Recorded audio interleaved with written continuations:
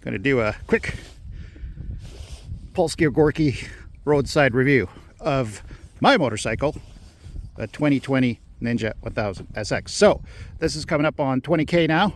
I bought it at 13,000 kilometers. As you can see, I put on the yellow spotlights, which are extremely efficient. They kind of do a offset pattern where you get the mains here, and there's Litzy. Hi, Litzy! There he goes in a leisurely pace. Attaboy. So back to the Ninja. I recently installed a full Black Widow exhaust, which is working wonderfully. Didn't reflash the bike. Still got the stock air filter. I did run it with the baffle out for about a day or two. It's quite loud, but it's very entertaining with the quick shifter on. Both on upshifts and downshifts. I'll have some drive-bys in the video, either before or after. It depends on editing.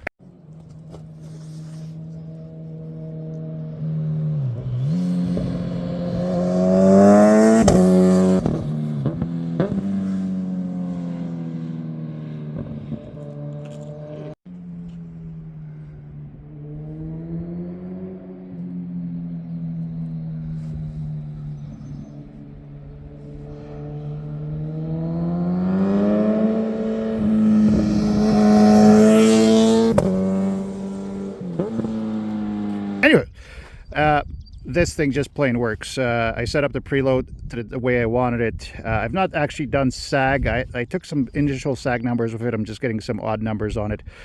But it handles beautifully with the stock suspension. The brakes are very, very good. The ABS is actually not as intrusive as some reviewers have said. I mean, if you're really coming down, say, a really steep, sharp bend, say in first gear, and you're on the binders and you put it into first gear, the slipper clutch and the ABS kind of have an argument, but nothing really disconcerting.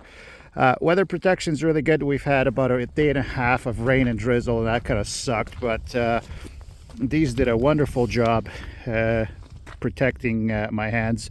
So I typically just run my summer gloves with just some very thin liners on the inside. Engine.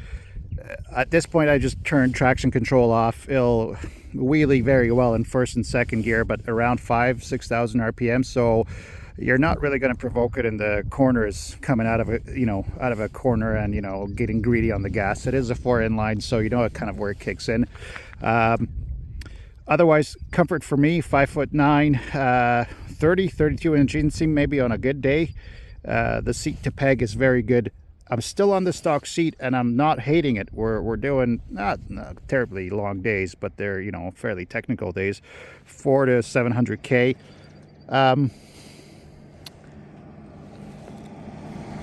Let these nice people by. And yeah, comfort's been very good. Stock height to the bars have a nice bend on them.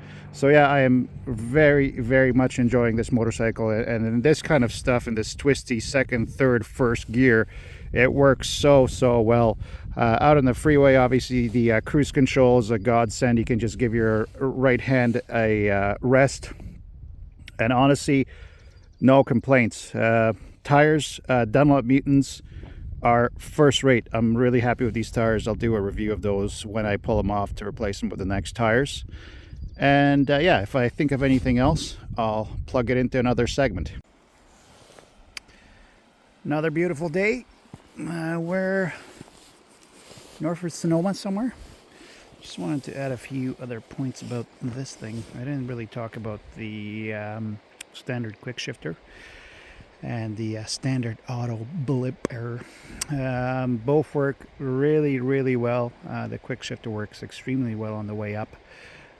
On the way down, I still clutch down, and then you still get the auto blipper feature. So yeah, let me get this person out of the way first.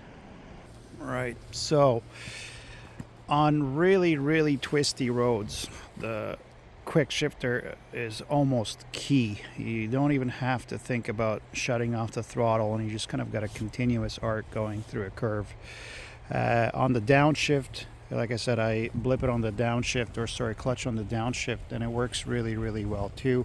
One thing to note, and Sean put me onto this, I'm not sure how well you're going to see it, but underneath there is TorqueWorks, I believe, support arm, which really helps things out.